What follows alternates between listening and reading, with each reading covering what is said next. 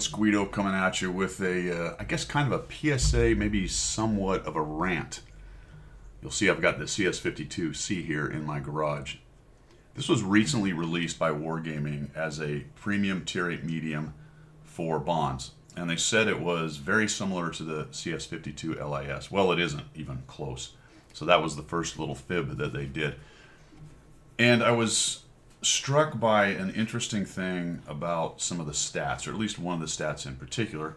And it was brought to my attention by a Miserable Monday video I made where I kept getting penned in the turret.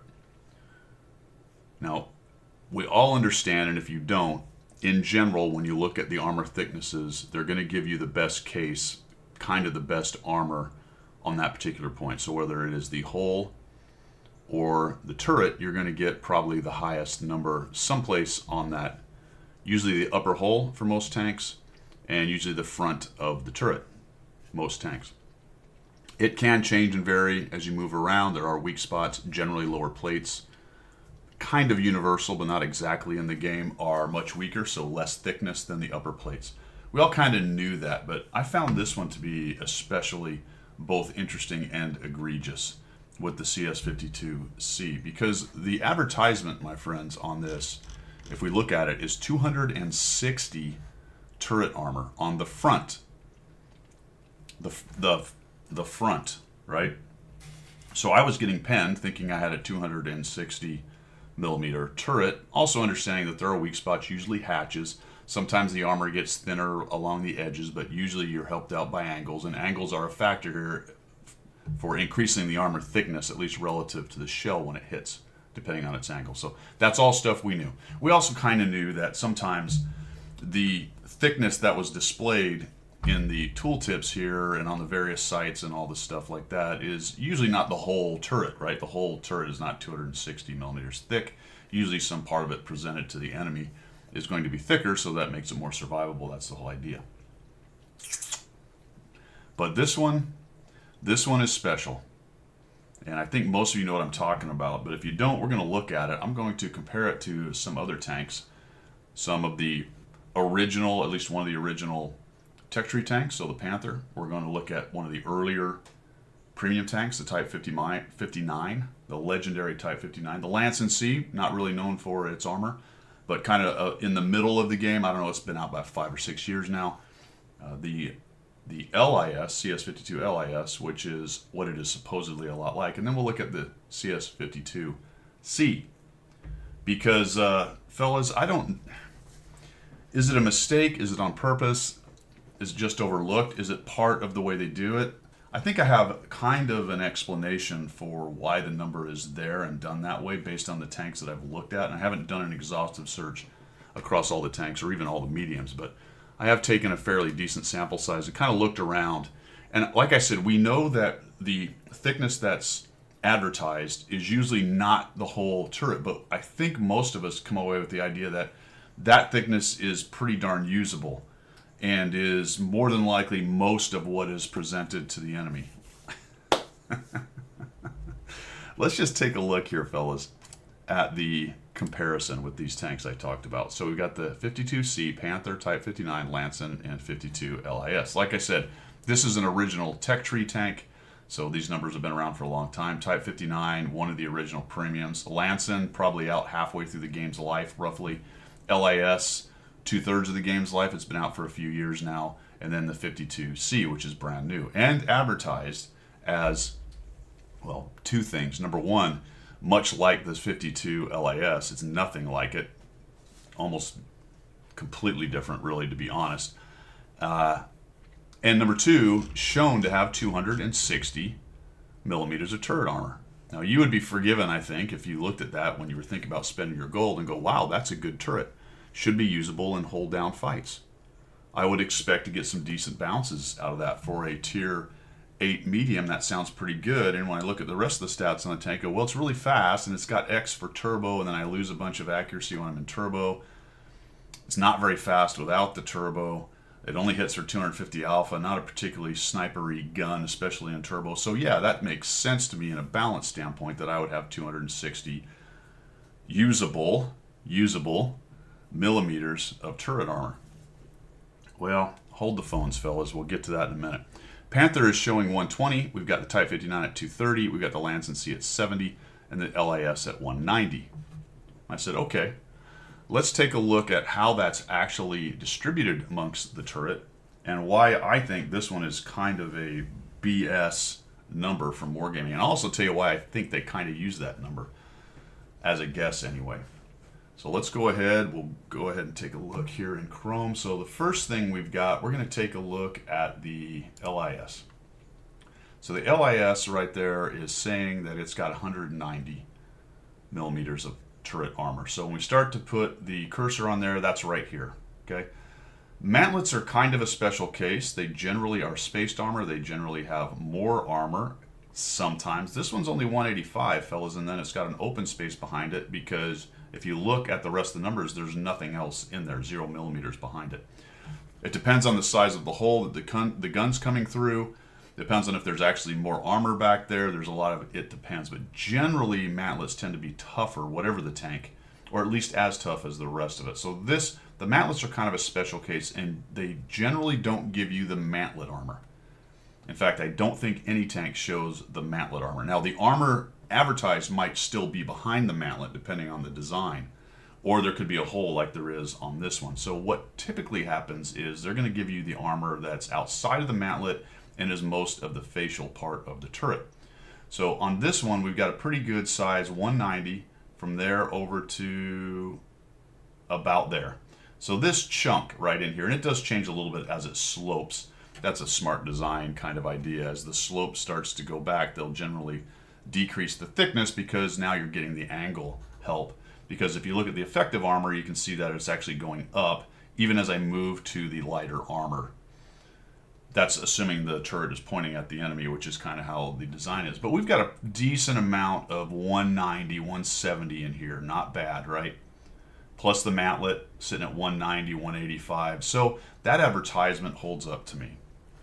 190 millimeters on the turret makes sense to me. Let's go over to now the Lance & C, which is advertised as 70. Let's see, turret, yes, 70. Now this is showing all green. That generally means bad. It means a fairly easy pen. So what does the Lanson give us? We're looking at 70 on the impacted armor, and this whole face is kind of a flat angle right here, and it's all 70 millimeters. Now this has a pretty large mantlet, which is sitting at 135, fairly large area. Actually, it's the armor right behind the mantlet, to be honest with you. So that's 135. That's higher than the 70 that's advertised. Interesting. Look how much space that is. Very interesting. So 135. And so it's advertised as 70. That's this armor right here, and is ignoring this armor right here, which is 135. Okay. How about the Type 59? The Type 59 is advertised as 230. It's known for a pretty darn good turret. Not as good these days with power creep, but pretty darn good. Can do the hold down thing. And if we look at this, yep, we're getting our 230 as advertised. It does decrease to 200 as the angles increase around here. It's got that nice saucer turret, but that's going to increase the effective armor by quite a bit as we move off to the right or left. But still, we've got a nice big chunk here of 230. So advertising this turret right here as 230 makes sense to me. If we look at the mantlet, we've got an effective of 437. That's quite a bit. Depending on where you go, we can get the mid to high 200s and even more. Looks like we've got good impacted armor of 250. It's actually spaced, so that's the mantlet. There's nothing behind it. There's a hole right there for the gun to come through the turret. All right, fair enough. I will believe that. 230 makes sense to me. How about the Panther II, which is one of the OG Tech Tree tanks? It's advertised as 120. Flat plate, as you can see with the German box tanks here. So that's just a straight up 120 all around the largest area presented to the enemy. And then of course we've got some ricochet angles here, highly angled here, much thinner at 60 millimeters, but as long as you're not getting flat plated like that, then that's pretty good armor right there in terms of bouncing. But the advertisement is 120, and that makes complete sense to me in terms of this turret. Very thick. Depending on where you're pointing at on the mantlet is very difficult to pin. All right. Here's where the irritation comes in. And I'll discuss a little bit why I kind of think they use this number, but I also believe it to be deceptive. I am a big buyer beware guy. At the end of the day, the complaint is more of the cheesiness of this, not that I was tricked or duped, but I find it to be disingenuous at best. And I don't know, again, if it's a mistake or if that's how they determine what number they use. Again, I'll give you my guess on why it might be, but I think it's BS, especially in the case of this tank. So let's go over to the LIS. Sorry, the 52C. Now, I thought, like I said, it was 260. And somebody mentioned in the comments, said, hey, did you know that the section of the turret he was hitting is not 260? I went, well, geez, that he was hitting basically right here.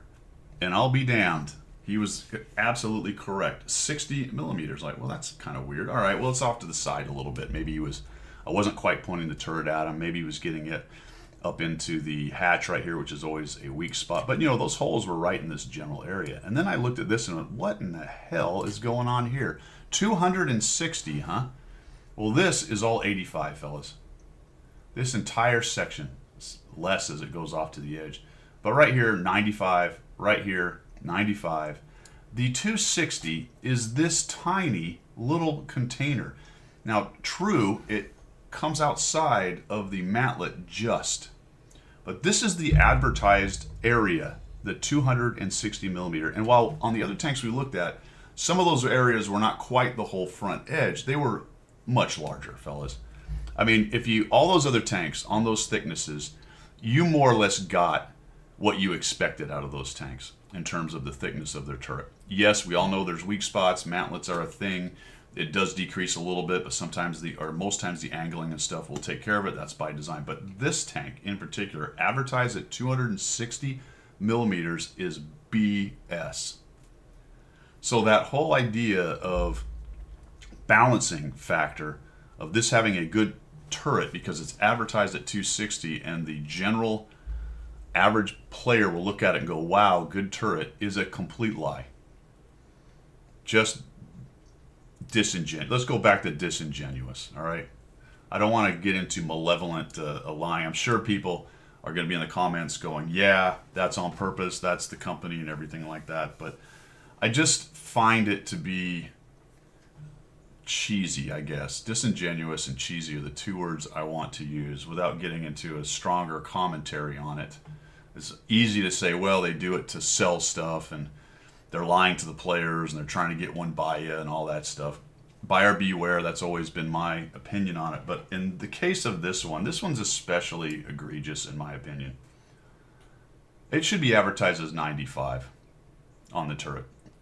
There's no way you should be able to put, hey guys, in our toolkit, we're showing you 260 millimeter turret. BS, dude. That's for this little square. It might as well be the mantlet. Now, as far as what I said, what I think is going on here is I believe they're just using the thickest part of the turret that's not the mantlet. I think that's the bottom line, and it looks like that for the most part on the tanks we were looking at, that generally they're advertising the thickest part that's not the mantlet. I think most tanks, based on their design, are pretty close to a larger area of thickness, but for whatever reason, this particular design, and whether it's a fake design Wargaming came up with or something they found on a bar napkin in some engineer's treasure chest, or I don't know where this tank exactly came from, but they decided to put 260 right here, both the actual designers and Wargamer, or maybe just Wargaming. I don't know. This could be a completely made up fantasy tank, but I just wanted to bring that to your attention. There it is. It's just a big block right where the gun is, and the rest of it is complete garbage. This is pennable by everything, essentially. They're really there are tier 6s who can dab 2 and not have a whole lot of trouble. Lots of tier 6s who can dab 2 and not have a whole lot of trouble with your turret on an advertised 260, which is going to have people playing hold down games with this thing thinking they're being somebody. Like, I'm that guy. Guilty. Did it. So I wanted to throw out some of my commentary on it. Let me know what you guys think down there. Do you think my assumption on kind of how they do the numbers is more or less correct? I'm imagining it's not perfect. I suppose if you went through every tank, you might find a lot of other irregularities, but I found this one to be above and beyond. You know, you've got the radar and the noise level, and any returns above that are the interesting ones. I think most of it, in my opinion, at least up till now, has all been below the noise level. This one is a significant marker above it, and I think it's gross. I think they need to change that number in their tooltip. Now you can't get the thing anymore, right? It's not a particularly great tank. I'm not even sure how it's really doing right now, but well, let's check it out while we're doing the commentary right here. Let's see how good this tank really is so far. It's early days, so you can't take a whole bunch from it, but at tier 8 mediums, where are we going to find the CS?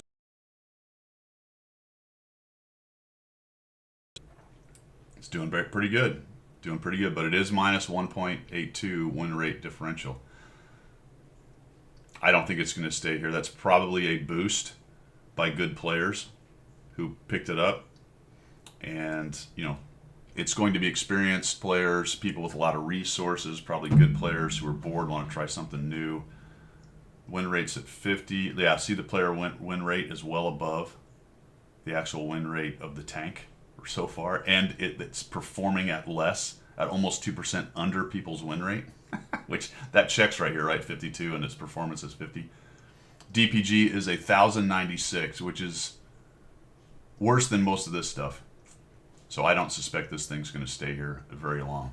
Not a great tank, fellas, and I am unappreciative of Wargaming's advertising of 260. They got me, fellas. They got me. Let me know what you think down below. That's all I've got. We will see ya.